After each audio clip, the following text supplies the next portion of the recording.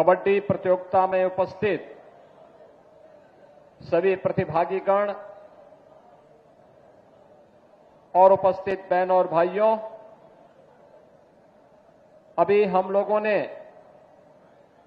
ब्रह्मलीन महंत वैद्यनाथ जी महाराज Akhil Bharatiya prize money पुरुष कबड्डी प्रतियोगिता के फाइनल मैच के इस रोमांचक खेल को यहां पर देखा है। आपने देखा होगा इस खेल में स्फूर्ति भी है और व्यक्ति के मन में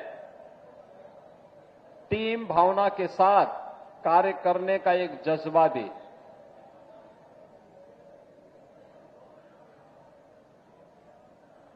खेल और खेल संस्कृति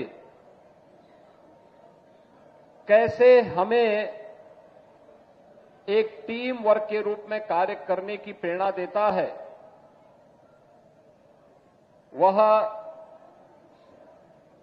प्रत्येक खेल हम सबको उन भावनाओं के साथ जोड़ता है। भारत के अंदर प्राचीन काल से ही खेल और खेलकूद की प्रतियोगिताओं के प्रति व्यापक जागरूकता रही है। हर व्यक्ति के मन में प्राचीन काल से ही यह भाव रहा है और भारतीय मनीषा तो इस बात को मानती रही है कि शरीर माध्यम खलु धर्म साधनम, यानी धर्म के जितने भी साधन हैं उन सब की पूर्ति एक स्वस्थ शरीर से ही संभव है और स्वस्थ शरीर, एक निरोगी काया तभी प्राप्त हो सकती है जब व्यक्ति शारीरिक फिटनेस पर ध्यान दे। आपने पिछले 11 वर्षों के अंदर बदलते हुए भारत को देखा है। खेल और खेल संस्कृति के प्रति आम भारतीय के मन में प्रधानमंत्री मोदी जी की प्रेरणा से जो भाव पैदा हुए हैं, आज उसे मूर्त रूप लेते हुए देखा है। आज इसके कारण भारत की प्रतिभाएं ओलंपिक में, एशियन गेम्स में, कॉमनवेल्थ में, वर्ल्ड चैंपियनशिप में अच्छा प्राइज ले रही है और खेल कूद की प्रतियोगिताओं के प्रति हर एक स्तर पर एक नई जागरूकता पैदा हुई है। आज सांसद खेलकूद प्रतियोगिताओं के साथ साथ विधायक खेलकूद प्रतियोगिताओं के आयोजन हो रहे हैं। खेलो इंडिया खेलों के माध्यम से हर एक स्तर पर केंद्र स्थापित हो रहे हैं। उत्तर प्रदेश के अंदर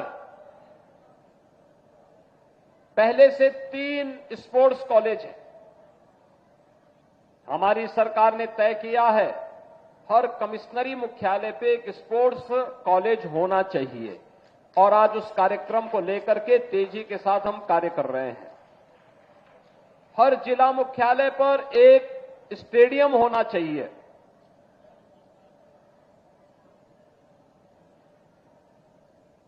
हर ब्लॉक लेवल पर एक मिनी स्टेडियम का निर्माण होना चाहिए और युद्ध स्तर पर इन कार्यक्रमों के साथ सरकार जुड़ी है। इनको लगातार इन सुविधाओं को बढ़ा रही है। गांव-गांव में खेल का मैदान हो, ओपन जिम का निर्माण हो, सरकार का जो पैसा वित्त आयोग के माध्यम से पंचायतों को जाता है, उसकी प्रायोरिटी में खेल का मैदान, ओपन जिम, खेलकूद की गतिविधियों को प्रोत्साहन करने का कार्यक्रम, ये उसकी प्राथमिकता का हिस्सा होता है और उसी हिस्से के परिणाम स्वरूप आज प्रदेश के अंदर खेलकूद की गतिविधियां बड़ी तेजी के साथ प्रत्येक स्तर पर बढ़ती हुई दिखाई दी है। अब तो प्रदेश अपना स्पोर्ट्स विश्वविद्यालय का कार्यक्रम भी प्रारंभ कर चुका है और मुझे बताते हुए प्रसन्नता है कि उत्तर प्रदेश के अंदर मेरठ में हॉकी के जादूगर मेजर ध्यानचंद जी के नाम पर हम लोग एक स्पोर्ट्स यूनिवर्सिटी का निर्माण कार्य कर रहे हैं, जिसका पहला सत्र इस वर्ष से प्रारंभ भी हो गया है। इसमें जो भी निर्माण कार्य हो रहे हैं, स्टेडियम, इंडोर स्टेडियम, वहां विश्वविद्यालय के भवन का निर्माण, विश्वविद्यालय की अन्य बुनियादी सुविधाएं, इनमें जो स्टैंडर्ड रखा गया है ओलंपिक और एशियन गेम्स के, कॉमनवेल्थ गेम्स का जो स्टैंडर्ड होता है, उसको ध्यान में रख करके उसके अनुरूप सुविधाएं वहां विकसित की जा रही हैं। और आज आपने देखा होगा कि 2030 का कॉमनवेल्थ गेम्स भी भारत के अंदर, अहमदाबाद के अंदर आयोजित होने जा रहा है। यह इसकी तैयारी करने के लिए एक अवसर इस प्रकार की प्रतियोगिताएं हमें देती हैं। मुझे बताते हुए प्रसन्नता है कि पिछले लगातार 7 वर्ष से इस प्रतियोगिता का आयोजन यहां पर होता है और बड़ी संख्या में यहां पर एक टीमें भाग ले रही हैं। और इस बार मुझे प्रसन्नता है कि 12 टीमों के 168 खिलाड़ियों ने और 24 कोच और टीम के मैनेजर ने इस पूरी प्रतियोगिता में प्रतिभाग किया है, जिसमें राजस्थान, हरियाणा, कर्नाटक, आंध्र प्रदेश, गुजरात, विदर्भ, छत्तीसगढ़, मध्य प्रदेश, पूर्वोत्तर रेलवे, भारतीय सेना, जेडी एकेडमी और उत्तर प्रदेश की टीमें शामिल हैं। अभी आपने शानदार फाइनल का मैच पूर्वोत्तर रेलवे गोरखपुर और उत्तर प्रदेश की टीम में देखा है। उत्तर प्रदेश की टीम विजयी रही, पूर्वोत्तर रेलवे उप विजेता रही। मैं सबसे पहले दोनों टीमों को बधाई देता हूं और उन्नत प्रदर्शन करने वाले खिलाड़ियों का अभिनंदन करता हूं। उत्तर प्रदेश की टीम विजयी क्यों हो पाई? क्योंकि उत्तर प्रदेश में हम लोगों ने गारंटी दे दी है, जो भी खिलाड़ी ओलंपिक में, कॉमनवेल्थ या एशियन गेम्स में या वर्ल्ड चैंपियनशिप में देश के लिए मेडल लेकर के आएगा, हम लोग उसको सीधे सरकारी नौकरी उपलब्ध करवाएंगे। हमने डिप्टी एसपी के पद भी दिए हैं, हमने तहसीलदार के पद भी दिए हैं और अन्य महत्वपूर्ण स्थान हम लोगों ने अलग अलग विभागों में देश के अच्छे खिलाड़ियों को दिए हैं। और अभी हाल ही में आपने देखा होगा, हमारी सरकार ने यह भी निर्णय लिया है कि कोई खिलाड़ी किसी प्रतियोगिता में जाता है तो उस दौरान वह सर्विस का पार्ट माना जाएगा। उसकी छुट्टी नहीं, उसकी सर्विस का पार्ट हो गया। नहीं, वह अपनी सरकारी ड्यूटी का निर्वहन कर रहा है जब वो देश के लिए खेल रहा है।